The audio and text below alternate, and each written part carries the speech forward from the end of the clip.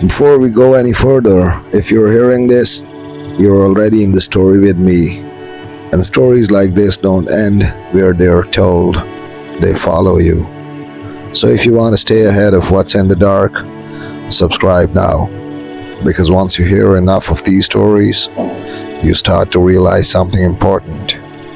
It's not just me telling them, it's something out there trying to be heard. The first time I saw it, I was 10-year old. At least that's the first time I remember seeing it. The older I get, the less certain I'm about that. Because some memories don't feel like memories. They feel like something waiting for you to remember them.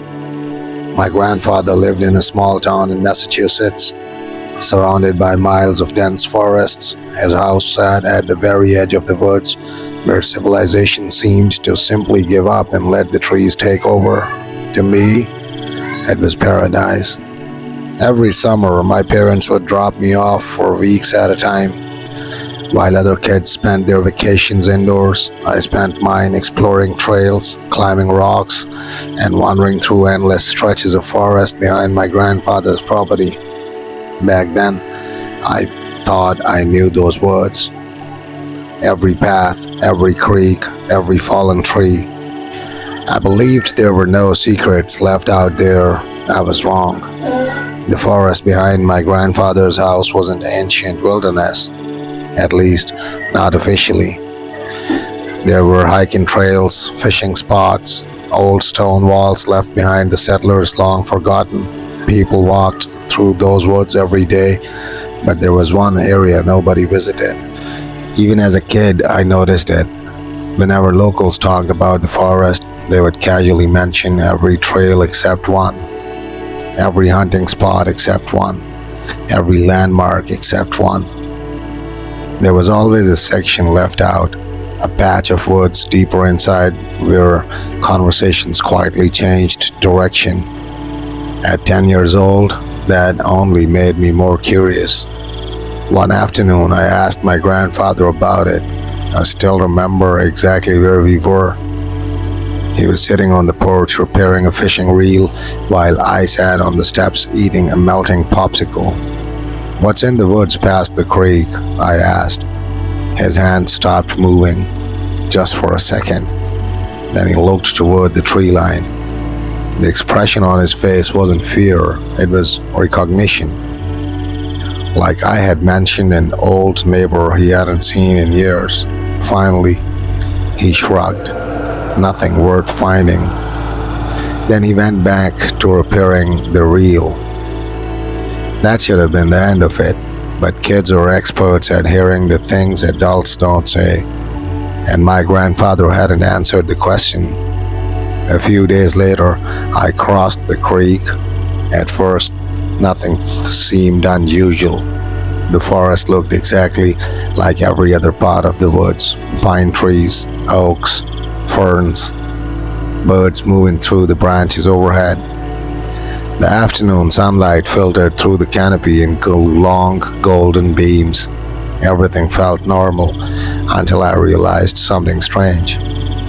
The forest had gone quiet, not silent, just watchful. The birds had stopped singing. The squirrels I normally saw everywhere had disappeared. Even the wind seemed weaker somehow. I remember standing there, listening. That's when I heard it. A laugh. Not loud, not human. Just a quick burst of amusement somewhere deeper among the woods. I froze.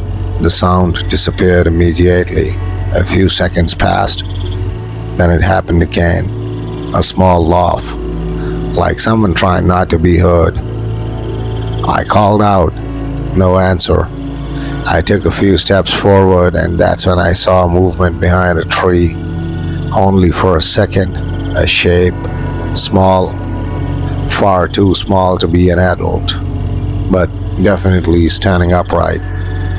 The figure disappeared before I could focus on it. I stood there, staring at the spot for what felt like minutes, waiting. Nothing moved. Nothing spoke.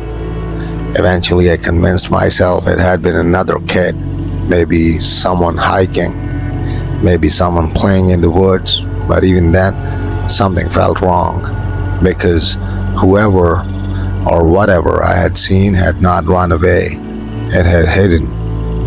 And somehow, at 10 years old, I already understood the difference. As I turned to head back toward the creek, I heard the laugh one final time. Closer now, much closer, from somewhere behind me. And for the first time in my life, I ran home without looking back. I didn't tell my grandfather about the figure, not that day, not the next day either. At 10 years old, I was caught between two possibilities. Either I had imagined it, or I had discovered something nobody else knew about. And if you're a kid, the second option is a lot more exciting. For the next few days, I stayed away from the creek, not because I was scared. At least, that's what I told myself. The truth was harder to admit. I was waiting to see if whatever I had seen would stay in the woods where it belonged. It didn't. 3 mornings later, I woke up early and walked outside before breakfast. The sun had barely risen over the trees surrounding my grandfather's house in Massachusetts. The grass was wet with dew. Everything looked normal. Then I noticed something near the garden tracks. At first, I assumed they belonged to a raccoon. We had plenty of wildlife around the property: deer, foxes, occasionally even black bears farther out in the woods.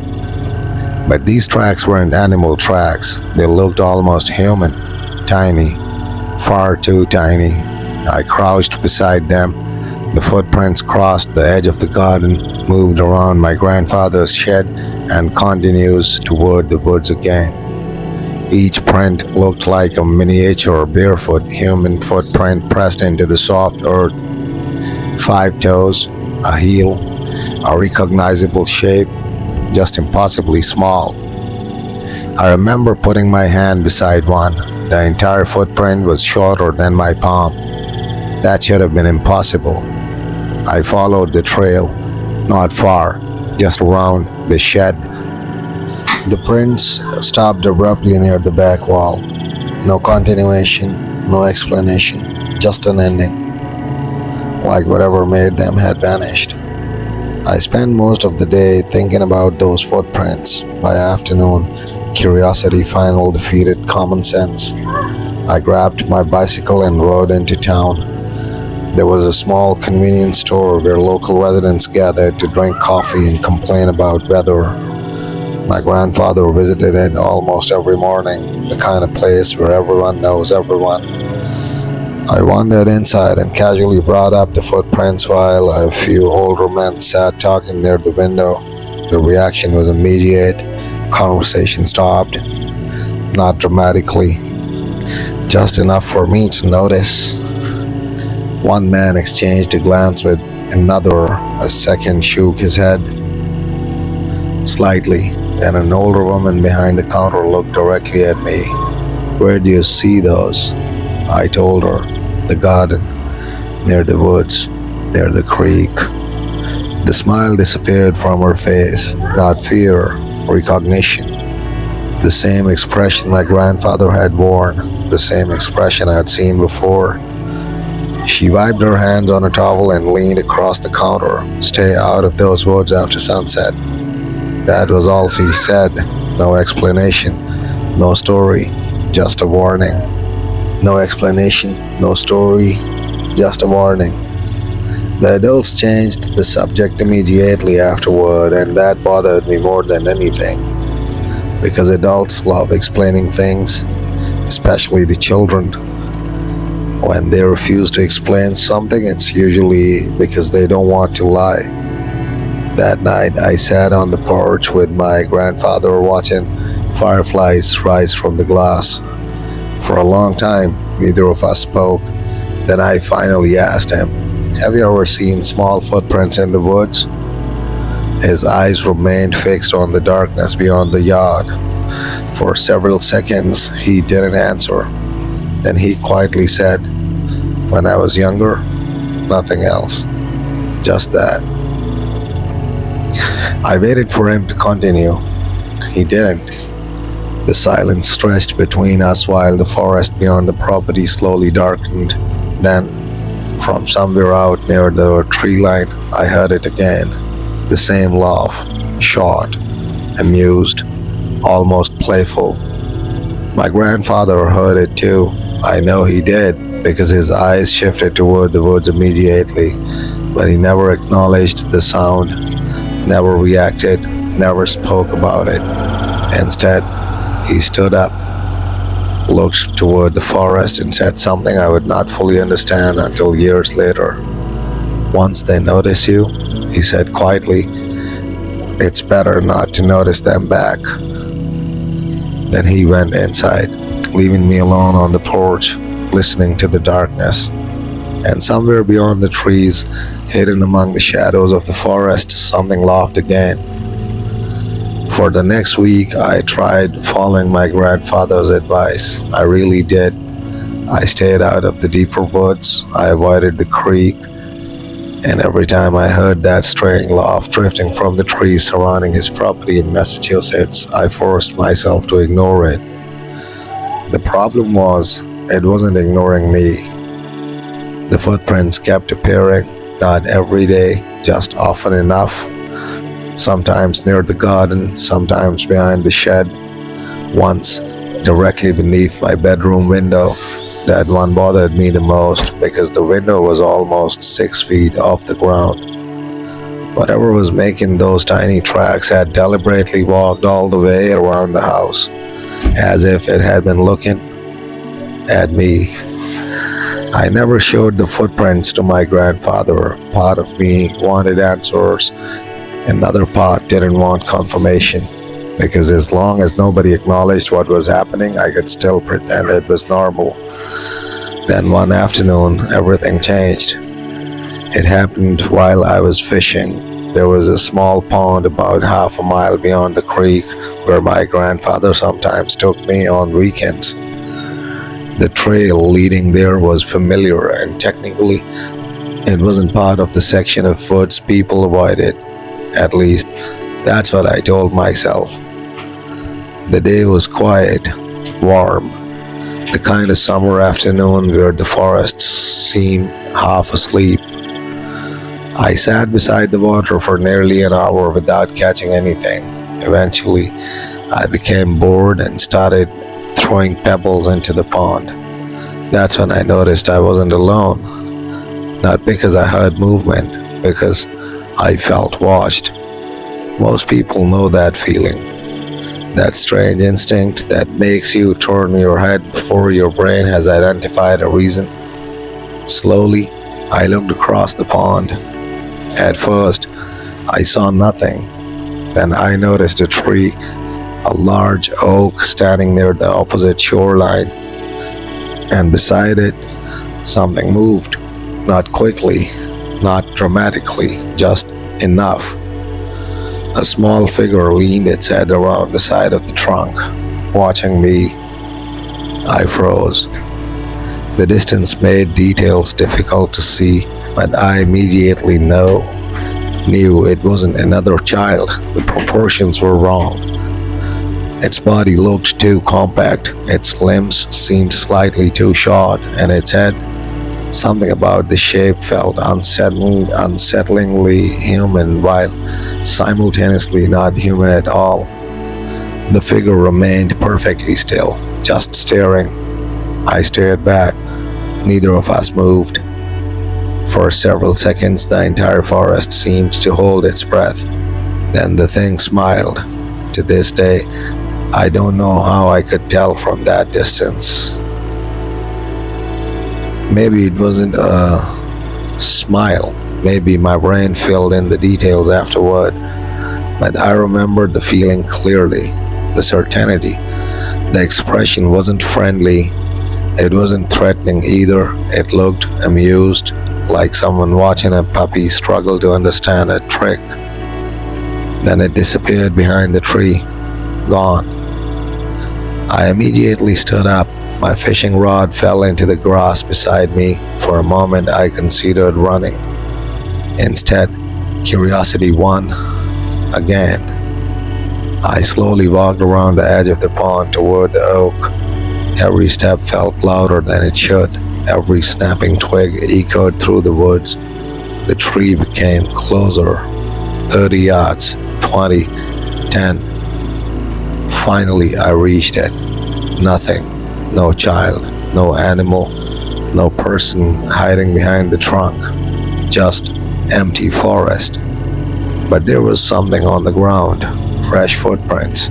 Tiny, human-like footprints pressed into the dirt. Dozens of them. Far more than before. They circled the tree, crossed over one another, then disappeared into the undergrowth.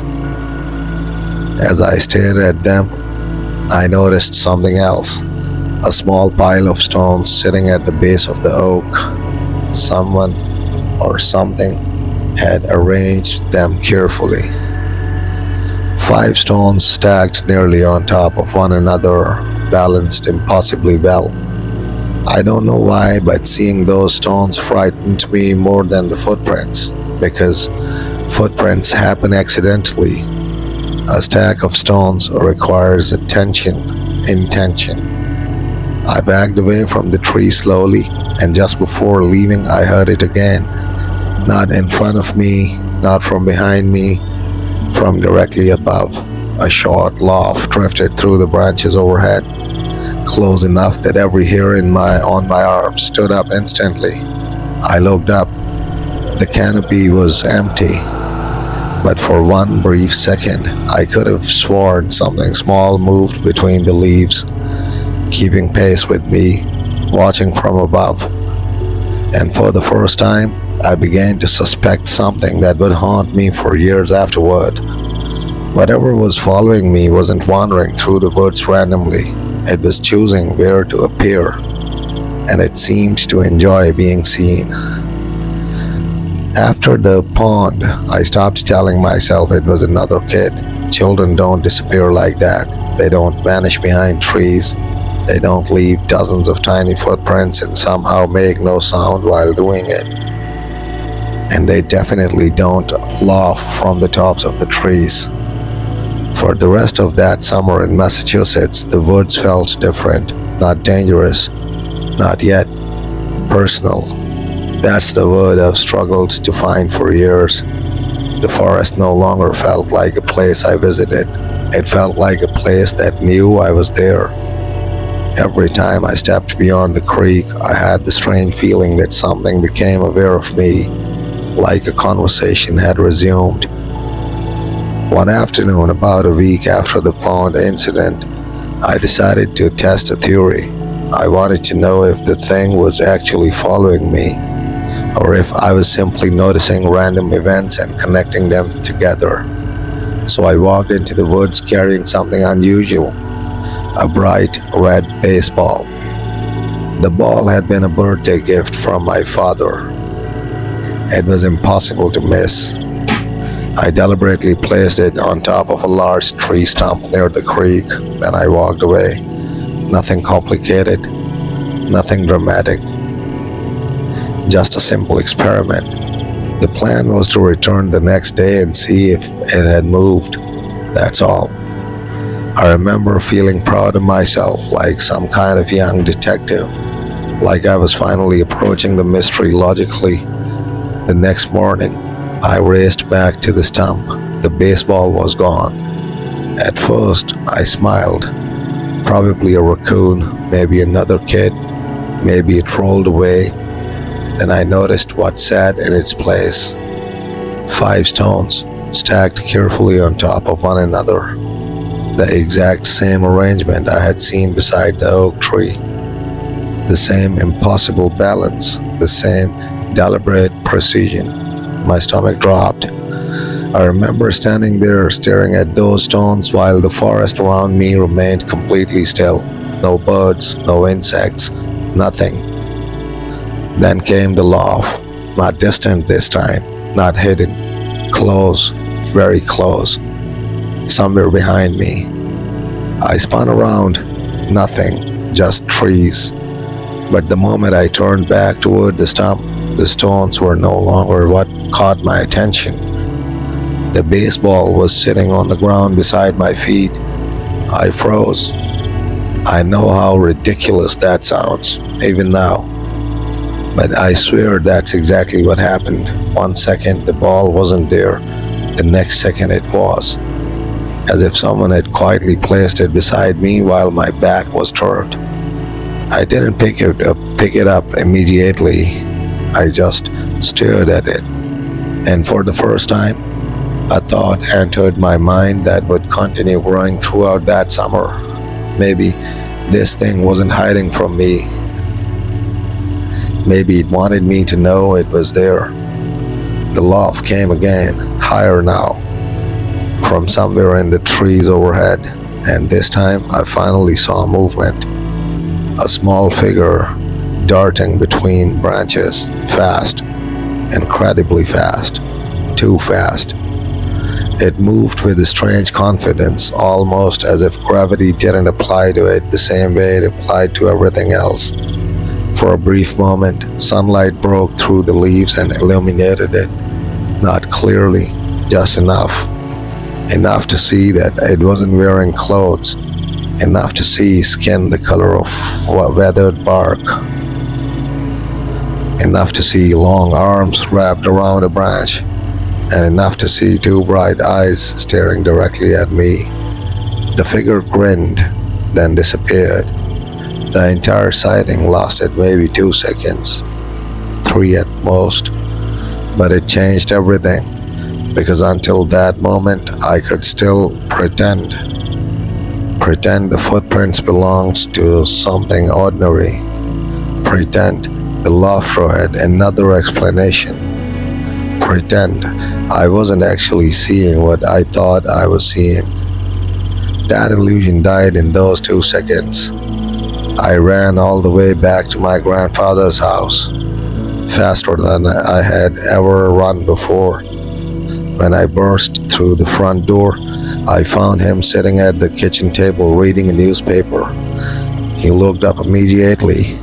One glance at my face was enough. He folded the newspaper, set it aside, and asked only one question. Not what happened, not what I saw, not where I had been. Just one question. A question that told me he already knew the answer. Did it let you see it? I stopped breathing for a second because of all the things he could have asked. That was the only one that truly frightened me. My grandfather didn't look surprised. That's what I remember most clearly. Not concern, not shock, not even curiosity, just acceptance.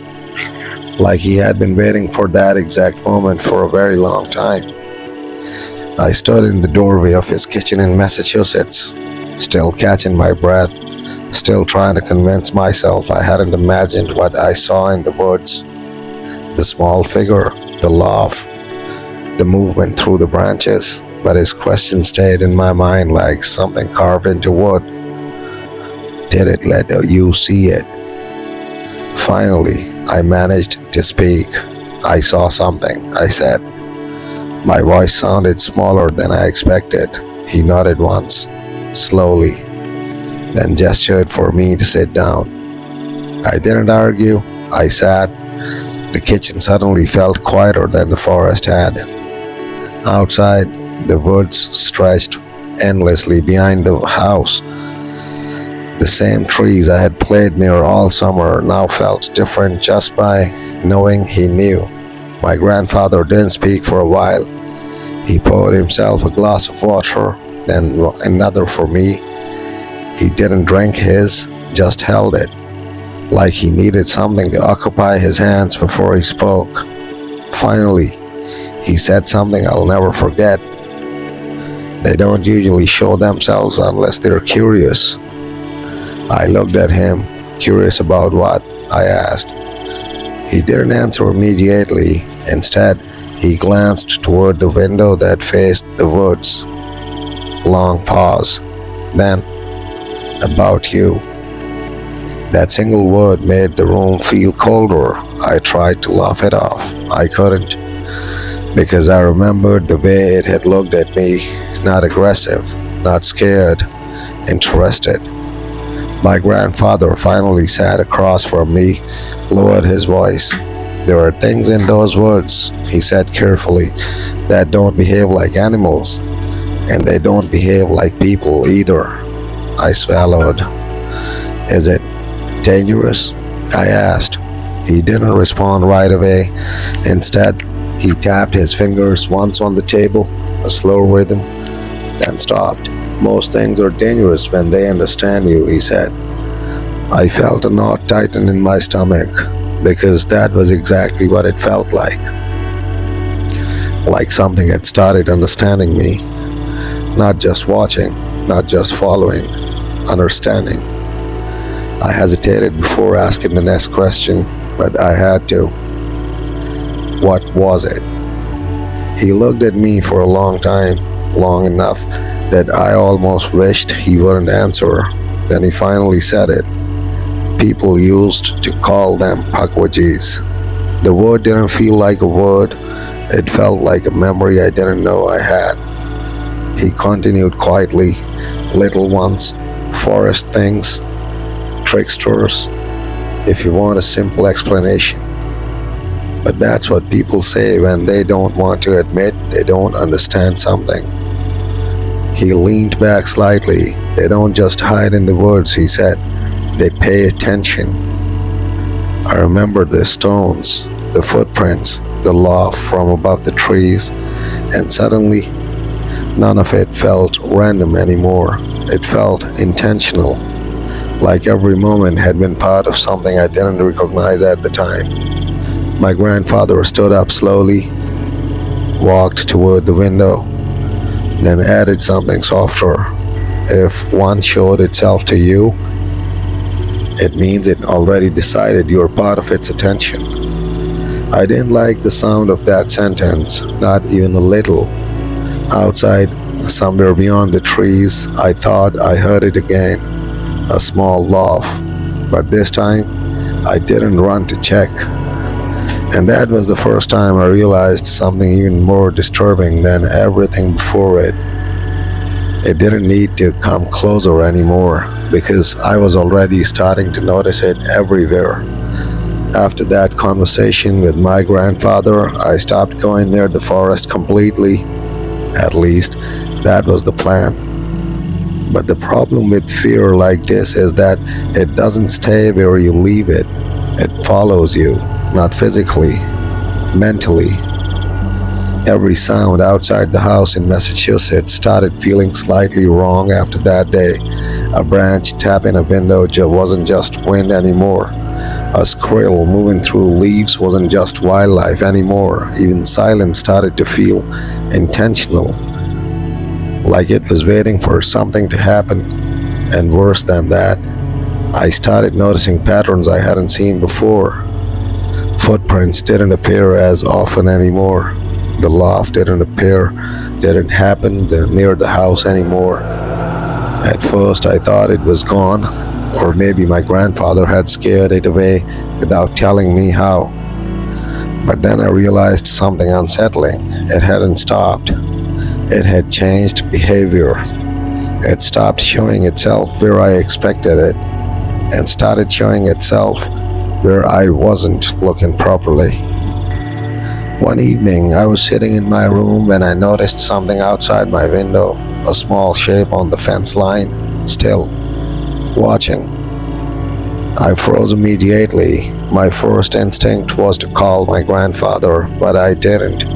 Instead, I just watched it, and as I stared at it, it didn't run. It didn't hide. It simply tilted its head slightly, like it was acknowledging that I had noticed it again. Then it stepped down from the fence and disappeared into the grass. No sound, no movement through the brush, just gone. The next morning, I went outside to check for tracks. There were none. not even where I had clearly seen it land. That's when the doubts started creeping in. Not fear, doubt. Because if there are footprints sometimes and none other times, then maybe the footprints aren't about movement. Maybe they're about permission. That night, I asked my grandfather something I probably shouldn't have. We were sitting on the porch again, same chairs, same quiet forest beyond the yard. I kept my eyes forward when I spoke. Why does it show itself sometimes and not others? My grandfather didn't answer right away. He seemed tired, older than before. Finally, he said, "Because it learns when you are easiest to believe." I turned to look at him. What does that mean? He exhaled slowly. "It doesn't need to scare you," he said. "It only needs you to accept that what you saw was real once." That sentence stayed with me longer than anything else because I realized something terrifying. It wasn't trying to chase me through the forest. It was building a version of itself inside my memory, one sighting at a time, one laugh at a time, one moment of doubt at a time. And once something lives in your memory like that, you stop needing to see it again for it to still be there. After that, I started noticing something else. The forest didn't just feel aware anymore, it felt responsive, like it was adjusting itself based on what I knew. Every time I thought I understood it, something changed. Not dramatically, subtly, enough that I questioned my own memory. The woods behind my grandfather's house in Massachusetts were never supposed to feel like that. But now, every visit, every step closer to the creek felt like stepping into a conversation already in progress. One afternoon, I made a decision I still don't fully understand. I went back to the oak tree, the one where I had first seen the small figure. I told myself it was just to prove I was imagining things, to reset my mind, to take control back. But deep down, I already knew that wasn't true. When I reached the tree, everything looked normal, too normal. No footprints, no stores, no stones, no sign of anything unusual at all. That should have been comforting. Instead, it felt wrong, like a stage after actors have already left. I stood there for a while, listening. Nothing. No birds, no wind, no sound of insects, just silence so complete it felt structured. Then I did something I shouldn't have done. I spoke. "All right," I said quietly. "If you're here, show yourself." The forest didn't react immediately. For a moment, I almost laughed at myself. Then I heard it behind me. A small sound. Not a laugh this time. A tap. Like something lightly hitting wood. I turned slowly. Nothing. Then another tap from a different direction. This time to my left. I turned again. Still nothing. And then I realized something deeply unsettling. It wasn't moving around me. It was placing me inside a pattern.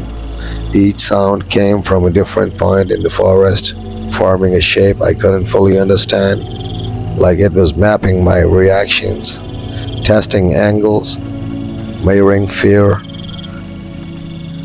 Then the voice came, but it wasn't a voice I recognized anymore.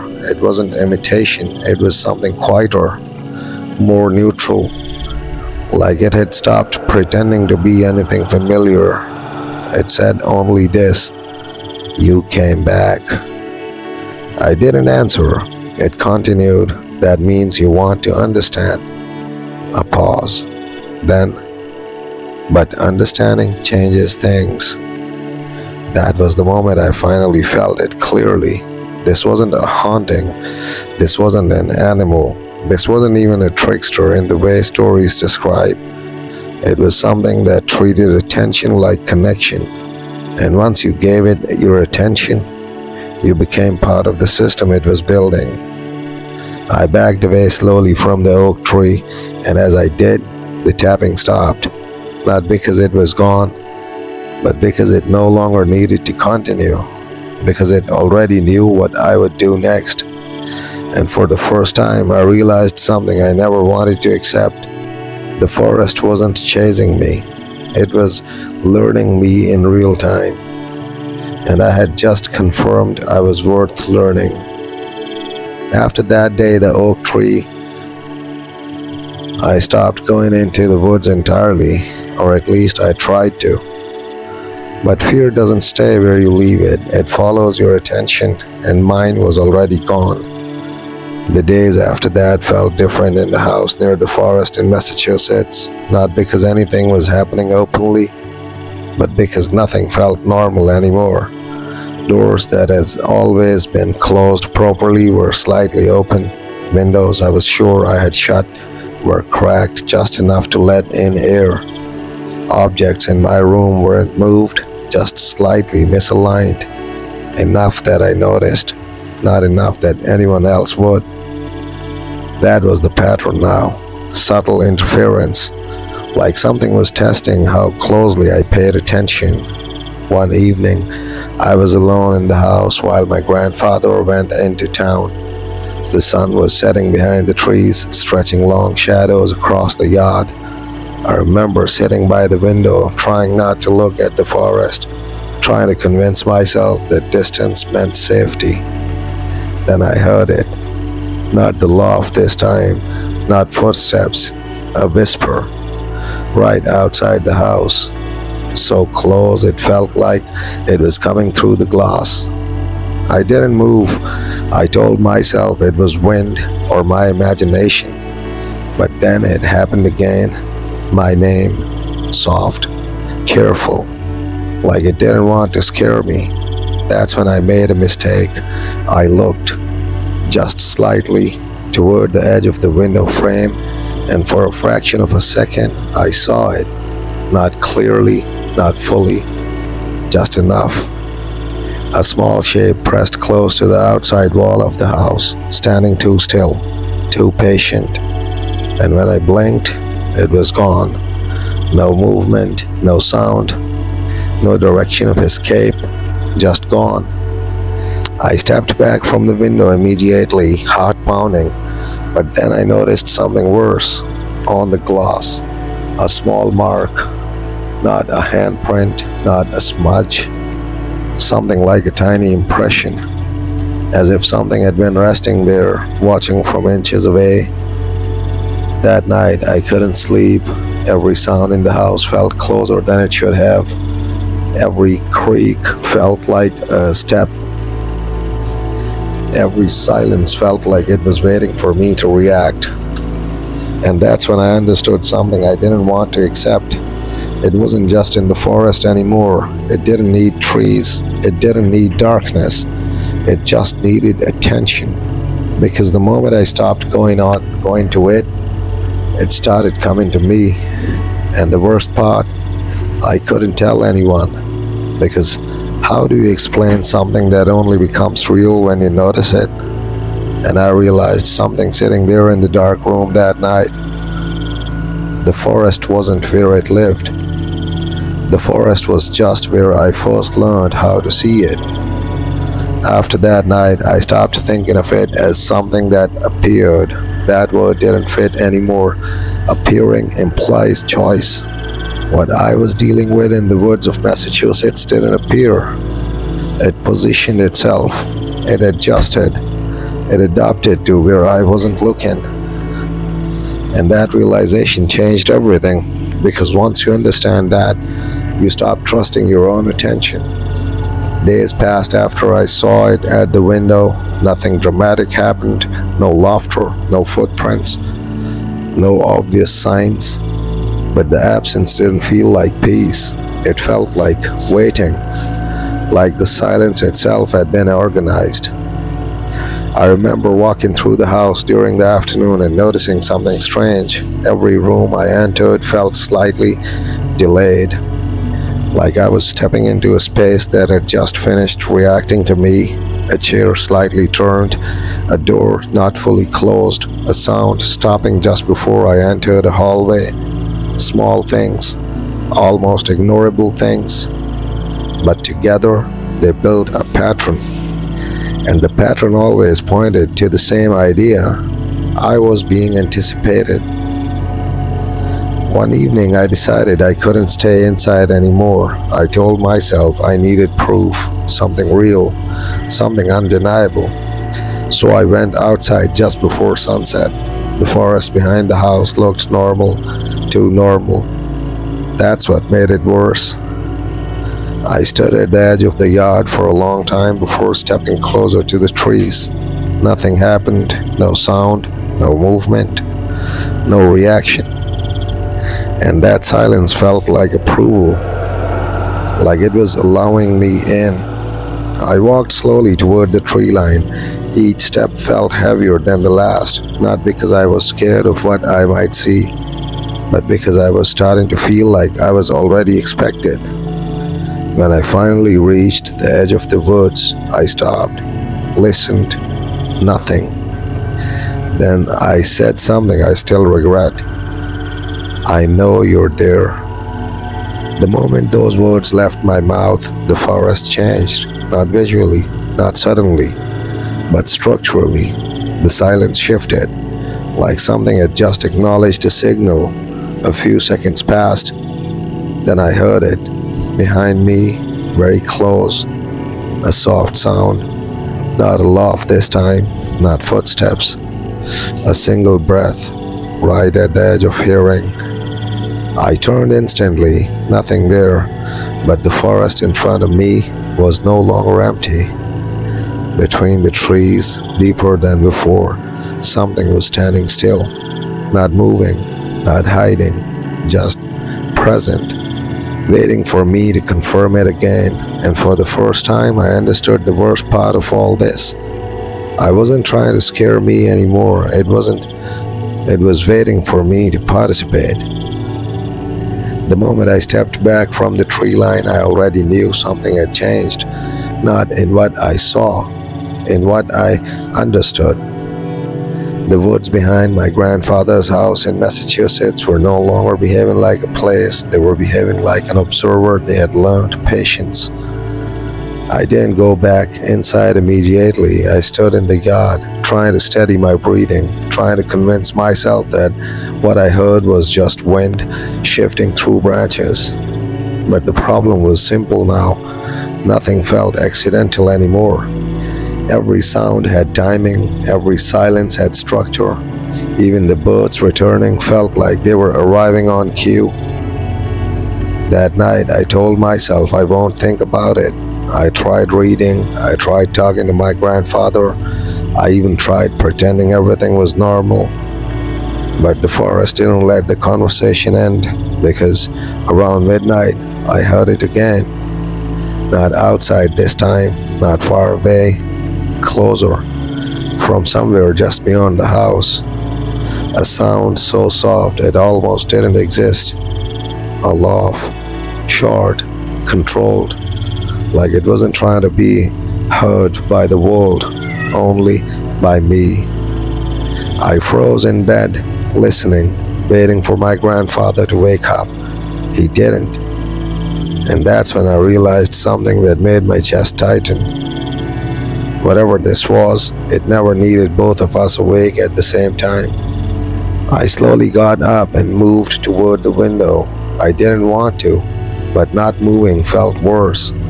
The glass reflected the room behind me, empty, still, normal. Then I looked outside, and for a second there was nothing. Just the dark edge of the yard and the faint outlines of trees. Then I saw it. Not fully, not clearly, just a shift in the darkness where something shouldn't have been still.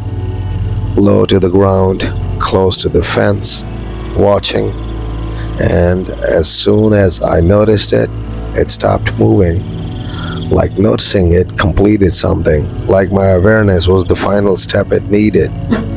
I stepped back from the window slowly, but the worst part wasn't what I saw. It was what came next. My name, soft, right beside the glass, from outside the wall.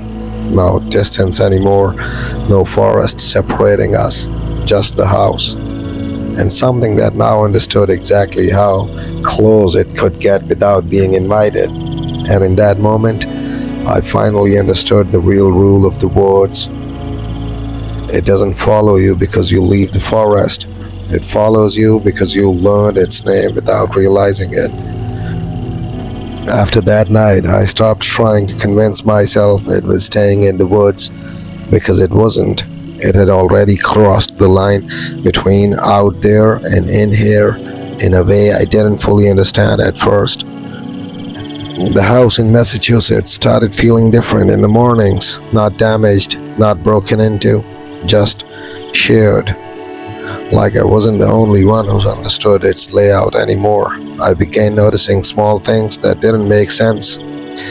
A chair facing a different direction than I remembered, footsteps that didn't match anyone's schedule, a sense that rooms felt slightly colder in places where I had previously felt watched. And then the name started happening again, not from the woods, not from outside, inside the house, soft, careful, like it was testing whether sound itself was still allowed to exist. My name, said once, then silence. I would freeze every time, waiting, listening for movement, but nothing would follow. That was the worst part. No escalation, no chase, just confirmation. Like it had learned that my name alone was enough to stop me completely. One evening, I finally asked my grandfather something I had been avoiding. We were sitting in the kitchen, same table, same light, but nothing felt the same anymore. Is it still out there? I asked quietly. He didn't look at me right away. He just kept staring at the table. Then he said something that didn't comfort me at all. It doesn't stay anywhere, he said. That didn't make sense to me at first, so I pressed him. Then where is it? He finally looked up, and for the first time I saw something in his expression that I hadn't seen before. Not fear, not uncertainty, resignation. It follows attention, he said, and attention doesn't stay in one place. That sentence sat in my mind longer than anything else he ever told me, because it explained everything and nothing at the same time. That night I tried something I still don't understand why I did. I stayed awake. I refused to react to anything. No checking windows, no responding to sounds, no acknowledging the feeling of being watched.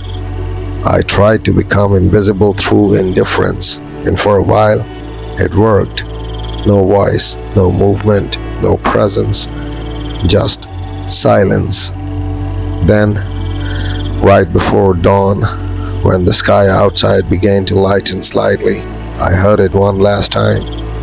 Not from the woods, not from the house, not from any direction I could place, just the name, my name. But this time it didn't sound like it was calling me. It sounded like it was remembering me. And in that moment, I understood the final truth of it all. It wasn't trying to scare me anymore. It was making sure I would never be able to forget that it existed, even when it wasn't there, especially when it wasn't there. I wish I could say it ended, that something finally changed, that the woods stopped watching, that the name stopped coming back. But that's not how it works in Massachusetts. It doesn't end. It just changes how you notice it. After that last night, I stopped seeing the forest as something separate from my life. It became part of it, not visually, not physically, but in the background of everything. Years passed. I grew older, left my grandfather's house, went back to normal life, or what I thought was normal, and slowly the memory of the woods faded the way childhood memories usually do. But it never fully disappeared. It stayed at the edges, like a sound you can't quite hear until the room gets quiet enough. Sometimes, late at night, I would hear something familiar in random places. A laugh that didn't belong to anyone around me, a sound too small to explain, a feeling that someone had just said my name but not out loud enough to anyone else to notice. At first, I told myself it was stress, then coincidence, then imagination. But over time, I realized something I didn't want to admit. It wasn't repeating itself, it was reminding me that Somewhere in the Woods wasn't a closed story, it was an introduction. One evening, years later, I returned to my grandfather's old property. The house was still there, though smaller than I remembered. The woods behind it in Massachusetts looked unchanged. The same trees, the same quiet, the same feeling that something was paying attention without moving. I stood near the yard for a long time. I didn't go in, I just listened. Nothing happened. No footsteps, no laugh, no sign. And for a moment, I almost convinced myself it was finally over. I turned back toward my car. That's when I saw it. Not in the woods, not far away, right beside my vehicle.